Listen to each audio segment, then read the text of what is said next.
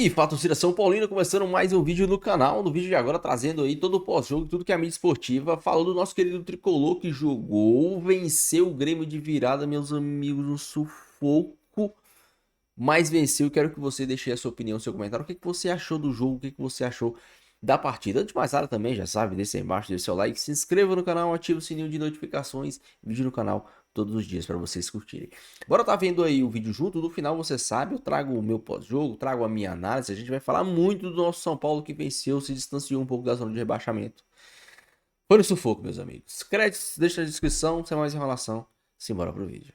Já chega também com essa vitória do São Paulo para cima do Grêmio. Era um jogo importante para os dois, principalmente ali em tabela, né, Edu? E o São Paulo sai com uma vitória que dá um respiro legal nessa classificação de Campeonato Brasileiro. Seja muito bem-vindo, meu amigo. Um beijo para você. Tudo bem, Glaucia? Grande beijo para você, grande abraço também para o Jailson, para o fã de esportes. Nos chamados embalos de sábado à noite, vou dizer um negócio para você, Glaucia. O jogo se tornou, até pelos primeiros resultados da rodada, decisivo e definitivo para os dois. Quem perdesse entraria na zona de rebaixamento. O São Paulo até começou a partida na zona de rebaixamento no 17º lugar. Mas uma vitória de virada que deu um alívio danado pelos lados do tricolor do Morumbi e deixou o imortal, o Grêmio, na zona de rebaixamento. É claro que tem o término todo da rodada, a gente vai saber qual a real posição somente após os últimos jogos, mas nesse momento o Grêmio é o 17º, o São Paulo é o 9º colocado. Olha que salto, da 17ª para a 9ª colocação. Essa meiuca da tabela do Campeonato Brasileiro ainda está muito equilibrada. E assim, um jogo cheio de nuances, né? Começando primeiro pelo público, bom público, 34.579 pagantes aqui no Morumbi, depois de um empate ruim com o Libertad no meio de semana pela Libertadores. Segundo, São Paulo não teve o Lucas Moura, não teve o Ferreirinha, ex-atleta do Grêmio, não teve o Juan, não teve Caleri, não teve muita gente importante. E o Grêmio tinha a volta de muita gente importante. Vila Sante voltou, também no banco voltaram o Pabon e o Cristaldo, que só entraram no decorrer do segundo tempo. O Marlon voltou à lateral esquerda e logo de cara o São Paulo perde o Marcos Antônio, que tem sido o motorzinho da equipe. Saiu sentindo dores na coxa, foi substituído pelo Pablo Maia. E quis o destino que o Pablo Maia desse uma bobeada no meio de campo, numa saída de contra-ataque do Grêmio. Bola estava com ele, ele tentou uma jogada, perdeu. E aí o Aravena recebeu um passe em profundidade, tocou na saída do goleiro Rafael, fez 1-0 o Grêmio. O time foi vaiado, o São Paulo foi vaiado por seu torcedor ao término do primeiro tempo.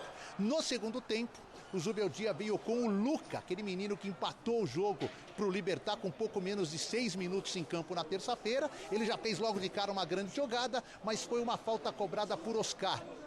Aos 3 minutos, na cabeça de Arboleda, que determinou o empate da equipe São Paulina. E depois o jogo foi equilibrado, com chances dos dois lados, até que houve o grande lance, né? Um lance de pênalti cometido pelo Gemerson em cima do Luciano. O árbitro marcou no campo, teve muita reclamação por parte dos membros da comissão técnica, jogadores do banco do Grêmio. O VAR chamou o árbitro para analisar não só o pênalti, como uma possível falta do Arboleda no campo do ataque na jogada que originou o pênalti. Mesmo assim, o árbitro confirmou a sua marcação de campo. E aí o André Silva, que até me disse numa entrevista exclusiva recentemente lá em Lima, no Peru, que gostaria de ser o cobrador oficial do São Paulo, já que Lucas errou, Caleri errou, Luciano errou, ele bateu com precisão, fez o 2-1 e olha, conseguiu para o São Paulo a segunda vitória nesse campeonato brasileiro. Agora são 6 empates, 2 vitórias e uma única derrota para o Palmeiras. Que alívio para os torcedores, para o São Paulo, e muita revolta com a arbitragem por parte do Grêmio. É isso que a gente vai registrar aqui na Zona Mista e depois com os técnicos, a alegria, o sair do sufoco do São Paulo e do Grêmio, claro, a reclamação com a arbitragem. As duas equipes têm Copa do Brasil em situações completamente diferentes. O Grêmio vai jogar em casa, mas vem de uma derrota para o CSA por 3-2. Precisa reverter o resultado, com 2 gols de diferença se classifica direto. O São Paulo vai a Recife na terça-feira pegar o Náutico. São Paulo venceu em casa, Galça, então lá ele joga por um empate para avançar na Copa do Brasil. E no Campeonato Brasileiro as equipes voltam a jogar só no final de semana. O Grêmio com o Bahia em casa, num domingo às 11 da manhã, na Arena do Grêmio, sem o Gemerson suspenso pelo terceiro amarelo. E o São Paulo pega no sábado à noite aqui no Morumbi, um pouco mais cedo, é verdade, às 19 horas, pega o Mirassol sem o Zubeldia, que tomou o terceiro cartão amarelo, mais uma suspensão para o técnico do São Paulo. Tem um dado interessante para devolver para vocês, que mostra um pouquinho assim de como o Grêmio está pecando. A última vitória do Grêmio no Campeonato Brasileiro fora de casa foi no dia 25 de agosto do ano passado contra o Criciúma, que caiu no Heriberto Rios por 1-0. De lá para cá, no Brasileirão, o Grêmio tem tido muita dificuldade e não consegue vencer fora de casa. Para o tamanho do Grêmio, por aquilo que o Grêmio representa na história do Campeonato Brasileiro, é muito tempo, não é, Glaucia? Pois é, Edu, fazendo uma temporada também bem irregular esse Grêmio. A gente segue contigo aí, tá, Edu? Acompanhando toda a movimentação no Morumbi. Qualquer coisa é só chamar por aqui. A gente está de olho também nas entrevistas, coletivas, tudo isso, meu amigo. Beijo grande, obrigada por enquanto. Ótima sequência de trabalho por aí para você. Toda a nossa equipe, já a Renata Ruel chega também para analisar esse lance que deu a vitória ao São Paulo contra o Grêmio, esse lance do pênalti. Já a Renata fazendo análise da arbitragem por aqui. Jailson, o fato é, primeiro tempo em que o Grêmio aproveitou essa única oportunidade que teve, muito embora também o São Paulo tenha tido até volume de jogo, mas não foi tão perigoso, teve mais chances, mas nada muito assertiva também. Segundo tempo, é como o Edu falou, de mais equilíbrio, e aí foi o São Paulo que soube aproveitar as chances que surgiram. É só, primeiro, né, antes de falar do jogo, só mandar um abraço, né, para a família do Mano Menezes, porque é uma situação muito pesada, muito triste, por isso que eles não esteve no Morumbi. E fica aqui, né, um abraço pelo menos para a família, os nossos sentimentos, porque situação muito pesada. Em relação ao jogo, né, voltando para o jogo, o São Paulo que no primeiro tempo dominou mesmo, como você disse, posse de bola, criou até algumas oportunidades ali, mas não conseguiu botar a bola para dentro do gol. E assim, numa bobeira mesmo, né, do Pablo Maia, porque logo no início perde o Marcos Antônio, que acaba se lesionando ali, e aí o Pablo Maia entra no jogo, só que, sério, muita bobeira, porque ele erra um domínio, é um gesto técnico, e foi a hora que teve uma inversão, ele ficou de último homem para fazer ali a proteção no contra-ataque. Ele acabou tentando dar uma cavadinha, né, na bola para tentar ali enganar o seu adversário. Não conseguiu e aí perde a bola para o Monsalve. O Monsalve acaba dando o passe perfeito ali para o Aravena, já no ponto futuro. O Rafael, que como estava com a linha alta, não tinha tanta velocidade para conseguir pegar a bola. Enfim, gol do Grêmio, e aí sai vaiado o time para o intervalo. E aí fica aquela situação do Zubeldia, né? Que no intervalo ele tira o Pablo Maia. Então já fica eu pelo menos assim, eu fico pensando assim, se ele foi numa questão tática já para botar o time mais para frente, realmente, porque você bota o Oscar de volante, que tem um pouco mais de qualidade com a bola no pé, e bota o Luca aberto de um lado, e coloca o menino, o Ferreira, aberto do outro lado, ou se você quer proteger o Pablo Maia. Se você quer justamente proteger e botar o Oscar atuando ali de segundo volante e botando o Pablo Maia para não sair, eu digo de proteger, com a bola rolando, sabe? Se, não, tá no intervalo, a torcida não vai ter vaia, não vai ter nada, vai ficar ali só no intervalo, e aí você é um tipo de proteção, realmente. Então, não sei, de repente o Zubeldia, mesmo seja estranho, ele botou o time para frente, com o Oscar atuando ali como segundo volante, coisa que já fez ao longo da temporada, mas, além de botar o time para frente, ele pode ter também tentado proteger o Pablo Maia depois do erro que cometeu. Agora, em termos de classificação, como o Edu nos diz logo de início, né, o São Paulo dá aquele salto, vai ali para o bololô da tabela, e um Grêmio que vem fazendo uma campanha irregular, um trabalho também do Mano que patina muito e não engrena, não só dentro desse Brasileirão, se complicando também em Copa Sul-Americana, no meio de semana a gente viu, enfim, é uma situação também complicada essa do Grêmio de uma temporada... É a temporada, né, que eu acho que não tem muita perspectiva, né, Jailson? Porque a gente vê um Grêmio que sofre para render, né? É a temporada, Glaucia. Não engrenou com o Quinteiros. Ele tentou um estilo de jogo basicamente sem posse de bola, de chute para frente, não tinha meio campo, era basicamente ligação direta. E veio a troca de pegar alguém que já conhecia a casa, que era o Mano Menezes, justamente para arrumar ali a defesa, principalmente, porque o time do Grêmio, que já tomou muitos gols, já tomava muitos gols também com o Renato, nas últimas temporadas, continuou tomando muitos gols com o Quinteiros. Então, a esperança no Mano Menezes era esse acerto, pelo menos, na questão defensiva. Mas muitos erros bobos, a gente viu nos últimos jogos também o Volpi ali com alguns erros de gesto técnico mesmo, acabando entregando. E acho que é a principal diferença, as duas equipes estavam na zona de baixo do Campeonato Brasileiro. Mas, por exemplo, o São Paulo vem bem na Libertadores. Pois é. Fazendo campanhas, campanhas completamente... Até nas Copas mesmo, Exato. na Copa do Brasil mesmo, como o Edu pontuou, né? Já tem um Exatamente, resultado melhor para defender no meio de semana. O Grêmio não, o Grêmio vem fazendo uma temporada muito ruim, não vem bem no Brasileiro, não foi bem na Copa do Brasil e também não foi bem na Sul-Americana, não vem bem na Sul-Americana. Então, acho que essa é a principal questão que o Mano Menezes vai ter que resolver ao longo da temporada também. A gente revendo aí os lances dessa partida, o gol do Grêmio que abriu o placar no Morumbis. Vou até pedir para a turma colocar uns números de estatística desse jogo que mostram essa superioridade do São Paulo e ilustram isso que a gente está dizendo também, né, Jailson? Tem a posse de bola ali, ó, de 59% contra 41%, finalizações 20-3, finalizações certas 5-3, grandes chances 7-3, ações na área rival 25-10 e cruzamentos certos 10-2. Um domínio do São Paulo também nos números, falamos de um primeiro tempo, principalmente de um São Paulo com mais volume de jogo, enfim. Mas os números também mostram muito o momento até das duas equipes. Dentro do jogo, óbvio, né? O São Paulo em seus domínios se esperava essa outra postura. Mas tem muita coisa ali que chama a atenção. O Grêmio está com muita dificuldade de criar, né? Essa que é a realidade. A gente vê ali a diferença absurda entre os números. Por exemplo, 20-3, tudo bem, só 5 certos. Mas 20-3 em finalização é muita coisa. O Grêmio está com dificuldade desde a época do Quinteiros, sim. Até para arrumar o estilo de jogo da equipe, o esquema tático, enfim. Como vai ser, se vai jogar de forma reativa, se vai ficar em bloco baixo para só sair em contra-ataque, como foi o gol hoje sem querer, né? Porque, inclusive, o gol do Grêmio sai só a partir de um erro do Pablo Maia. Talvez se não fosse o erro do Pablo Maia, o Grêmio também não fosse conseguir marcar. Bem, teve o lance ali polêmico, né, do Luciano, mas, assim, já antecipando, eu achei pênalti, sim, achei que ele foi então, tocado. Segura, vamos pedir para a turma colocar os lances, que aí até a gente já vai falando em cima. Já a Renata Ruel vai estar aqui com a gente, mas vamos dar uma olhadinha nesses lances então, turma. Coloca aí para a gente analisar, para o Jailson falar com a imagem e o pessoal de casa também poder falar. Jailson, bora lá. Então, eu achei pênalti porque, assim, o Luciano foi esperto, não vou isentar ali a esperteza do Luciano, mas ele vê que o cara tá vindo com muita sede ao pote ali, o Gemerson, sabe? Vou dar-lhe um bicão. Era o João Pedro até, se eu não tô enganado ali.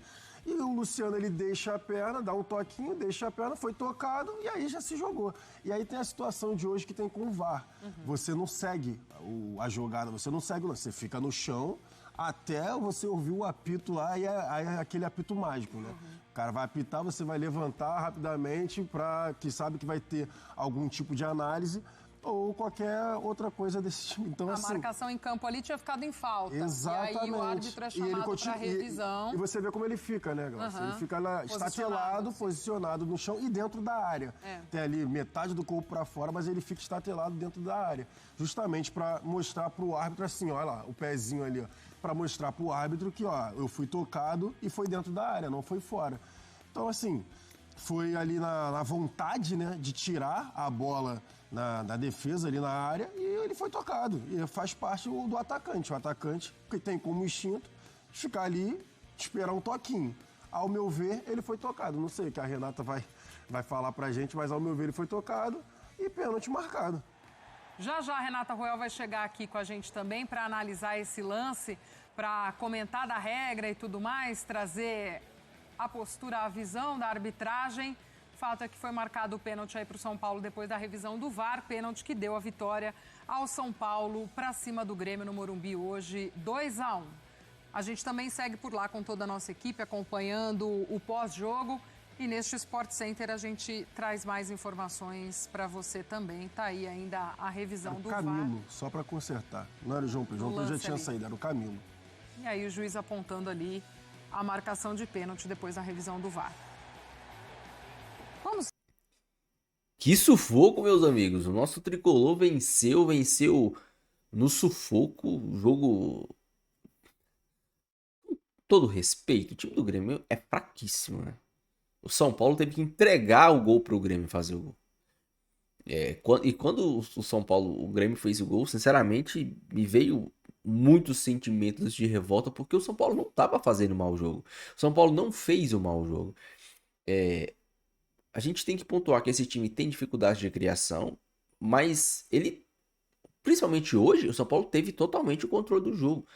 O futebol não é justiça, mas seria muito injusto o São Paulo não conseguir a vitória hoje. Mas deu trabalho. Deu trabalho. O Zubeldia entrou com uma formação que não me agrada muito. Eu não sou muito fã de você empurrar o Oscar pro lado esquerdo e deixar o Luciano centralizado. Eu acho que são os dois locais que eles rendem menos. O Oscar aberto. Ah, mas o Oscar jogava pelo lado esquerdo lá na China. O Oscar atuava como meia esquerda.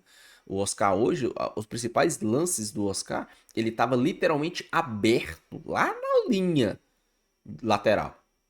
Eu prefiro o Oscar como meia esquerda, pegando essa bola na intermediária esquerda. Então, ao meu ver, seria melhor ele empurrar o Luciano para atuar do lado do André Silva, é o lugar que o Luciano rende mais. Fechar um pouco o Oscar, fechar um pouco o Lucas Ferreira, né? Fazer do Lucas Ferreira, ao invés de um ponta, um meia, principalmente no momento sem bola. No momento com bola, ele até poderia abrir, alargar e um dos volantes ocupar esse espaço ao lado do Oscar, e o São Paulo ganharia mais força de ataque com o Luciano dentro da área ao lado do André Silva. Para mim, o Luciano, não só para mim, né, gente? Para todo mundo, a gente sabe, o Luciano ele rende mais dentro da área. E nem acho que ele fez assim um mau jogo fora da área, ele teve bons e maus momentos, mas e principalmente porque é como eu sempre falo, né? Quando o Luciano ele é responsável pela criação, ele joga mal. Mas quando o Luciano ele é mais um jogador na engrenagem da criação, ele até consegue se desenvolver. Por alguns momentos ele, o Lucas Ferreira, o André Silva, eles tabelaram, fizeram o próprio Alisson, né, encostando, fizeram tabelas rápidas, fizeram triangulações ali os três, ele sendo mais um na criação. Isso até é válido. Mas quando o Luciano tem que pegar a bola, tem que levantar a cabeça, tem que levantar a cabeça, tem que achar o melhor passe, ele tem dificuldades. Agora, ele dentro da área, como ele finalizou uma bola de dentro da área que o Wolf pegou e o lance do pênalti, ali é onde o Luciano mais rende, porque ele é chato, ele é letal, ele tem um bom posicionamento, ele tem uma boa finalização. Hoje teve até um lance que, se eu não me engano, foi o Enzo Dias deu uma bola pra ele assim, a bola chata, a bola quicou, ele pegou de primeira, a bola ia bem no rumo da trave e o lateral, o zagueiro, o lateral do Grêmio acabou interceptando a bola, mas é ali que eu gosto do Luciano, dentro da área, próximo da área, e eu acho que deixar o Oscar muito aberto é um pouco de desperdício. O Oscar ele é mais próximo dos atacantes, mais próximo do André Silva, mais próximo do próprio Luciano, ele tende a render mais. As duas bolas, a bola pro Ferreira que o Oscar deu e a bola pro André Silva que o Oscar deu, o Oscar tava praticamente em cima da linha da lateral, tava bem aberto. Eu acho que ali limita um pouco a criação do Oscar, mas o Zubeldia, a gente sabe que o Zubeldia ele é muito fã do sistema do 4-2-3-1, né? E ele acaba optando por essa formação. Eu não tenho nada contra a formação, tenho sim contra as peças. Luciano mais à frente, o Oscar mais centralizado seria mais interessante. Mas o São Paulo, não dá pra falar que o São Paulo fez um mau jogo. Dá pra falar que o São Paulo tem muita dificuldade na criação. O São Paulo finalizou 20 vezes, mas chances claras não foram tantas. Né? Eu sinto o São Paulo para criar é um parto. É uma dificuldade. O São Paulo se esforça tanto para criar. O meu dia tem que trabalhar isso. Esse time tem que jogar de forma mais fluida. Não tô aqui reclamando, o resultado é importante, mas a gente tem que pensar que o time do Grêmio é um time bem fraco. O São Paulo vai pegar equipes mais fortes, vai pegar equipes mais chatas e tem que desempenhar melhor para conseguir vencer equipes do meio de tabela para cima, do meio de tabela para baixo. O São Paulo jogando isso aí, o São Paulo consegue vencer. Mas também não dá pra ficar. Se a gente for parar pra pensar sangue frio, o São Paulo fez um gol de pênalti, um gol de bola parada. O São Paulo não pode ser um time que dependa disso. Senão a gente tá lascado. O São Paulo foi um time que depende de pênalti, bola parada e falta, pô. Tamo lascado. Mas um bom resultado. O São Paulo principalmente teve o controle do jogo. Você ter o controle e você amassar o adversário são coisas diferentes. O São Paulo teve o controle, o São Paulo até tentou amassar o adversário em alguns momentos, mas acho que no melhor momento o São Paulo tomou o gol. No melhor momento que o São Paulo estava começando a amassar o Grêmio. E no segundo tempo o Grêmio voltou bem recuado. O São Paulo quase não conseguiu criar chances claras. Tanto é que precisou sair de 2 bolas paradas aí para sair vitorioso. Venceu no sufoco, no final do jogo passou ali um susto na gente. Eu não sei porque que o São Paulo faz a gente sofrer tanto. Mas o importante é que venceu, deu um salto na tabela. Espero que o São Paulo emplaque uma sequência de vitórias aí. Deixa a sua opinião, deixa seu comentário. Não esqueça de deixar o seu like e se inscrever no canal se você não for inscrito. Fiquem todos com Deus. Até o próximo vídeo e valeu.